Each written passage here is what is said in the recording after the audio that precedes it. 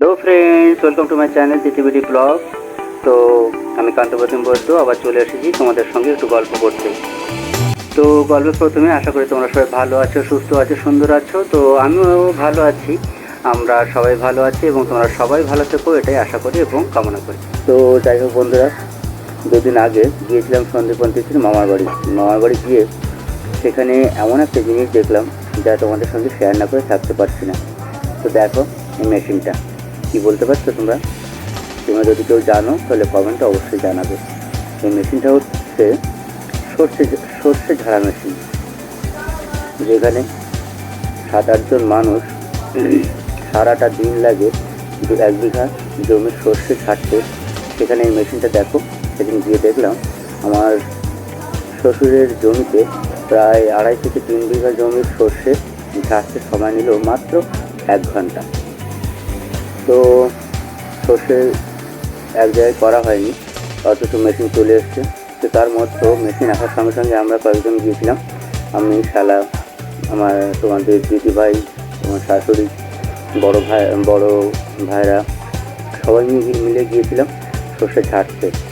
তো সর্ষেগুলো আমরা এক জায়গায় করে দিলাম, আর এরা দেখো এই যে মেশিনের ভিতরে সর্ষে ঢুকিয়ে দিচ্ছে, আর এবার দিয়ে সর্ষের গাছগুলো কুচি কুচি হয়ে বেরিয়ে যাচ্ছে, আর সর্ষেগুলো আলাদা হয়ে একেবারে পাত্রে চলে আসছে।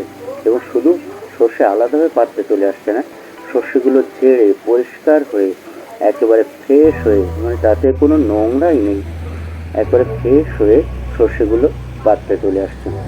এই দেখো এই 2-2.5 বিঘা জমির সর্ষে মাত্র 1 ঘন্টার মধ্যে একেবারে ঝেড়ে মুছে ফ্রেশ।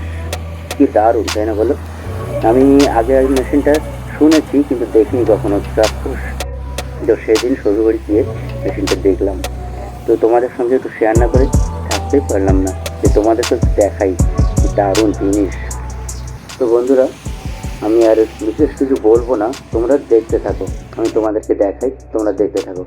এই দেখো তোমাদের দিদিভাই সর্ষেগুলো উল্টে পাল্টে দিচ্ছে, আর শালা, শাশুড়ি এবং বড় ভাইরা তারা সর্ষেগুলো টেনে মেশিনের কাছে এগিয়ে দিচ্ছে, এবং মেশিন ম্যান যারা এসছে তারা সর্ষেগুলো মেশিনে দিয়ে সর্ষেগুলো পরিষ্কার করে দিচ্ছে।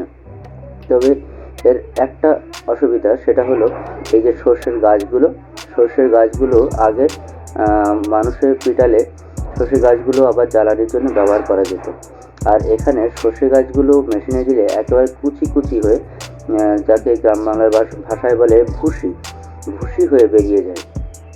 যদিও বা সে ভুসি জ্বালানো যায়, কিন্তু ওই যে বস্তা ভরে আবার ওই ভুসি তুলে রাখতে হবে, এই কষ্টের জন্য আর কেউ সে ভুসিটা ব্যবহার করে না।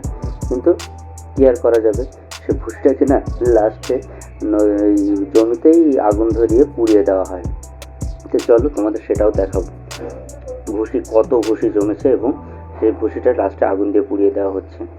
আর এই দেখো সর্ষে, কি সুন্দর বললাম না, একবার পরিষ্কার করে ঝেড়ে পরিষ্কার করে সর্ষেগুলো বেরিয়ে আসে। তো যাই হোক, তোমরা দেখতে থাকো। এখানে মানুষের কাজ শুধু গাছগুলো এক জায়গায় জড়ো করা, আর এই যে সর্ষেগুলো বেরোচ্ছে দেখো এখন ঝেড়ে মুছে পরিষ্কার হয়ে, এইগুলোকে এই পাত্র পূর্ণ হয়ে গেলে আবার বস্তাবন্দি করা। আর সেই সঙ্গে সর্ষেগুলো যদি কাঁচা থাকে তাহলে একটু রৌদ্র দিতে হবে। তো আমরাও সেটাই করলাম, আমাদের সর্ষেগুলো একটু কাঁচা ছিল, যে কারণে আমরা সর্ষেগুলো নিয়ে আবার সাইডে বড় চট বা এই তাঁবু বিছিয়ে তার উপরে নেড়ে দিয়ে সর্ষেগুলো একটু শুকিয়ে দিলাম।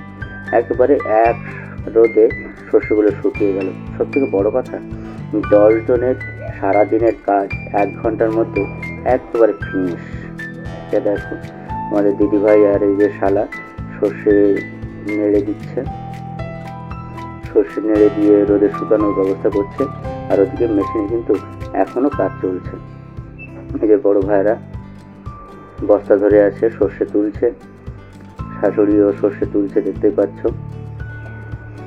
তো তোমরা দেখো, আর আমি ফাঁকিবাজ আমি এই ভিডিও করছি আর কি, ওরা কাজ করছে আর আমি ভিডিও করছি।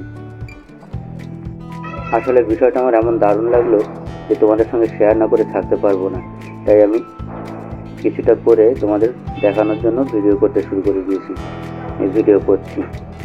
আর সামনে যে দেখো সর্ষের ভুসি, এখানে এক গাদা, আর আরও ওদিকে আরও কিছু আছে যে জায়গায় ঝাড়া হয়েছে।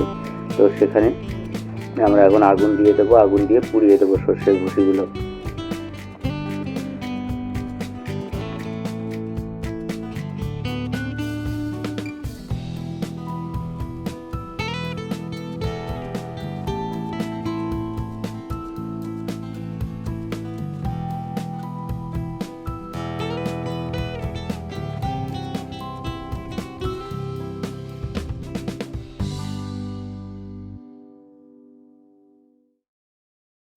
দেখো আমার মেয়েও আর থাকতে পারলো না, সেও একটু সর্ষের ভিতরে ঢুকে পড়েছে। সর্ষে দেখে তারও মন ছটফট করছে, সেও সর্ষের ভিতরে দেখে ঢুকে দেখো ছোট্ট ছোট্ট হাতে ছোট্ট ছোট্ট মুঠ ধরে ধরে সর্ষে তুলছে। কি দারুণ লাগছে বলো আমার মেয়ের সর্ষে গোছানো। তো তোমরা কমেন্ট করে জানাবে কিন্তু কেমন লাগছে তোমাদের আমার মেয়ের ছোট্ট ছোট্ট কাজ।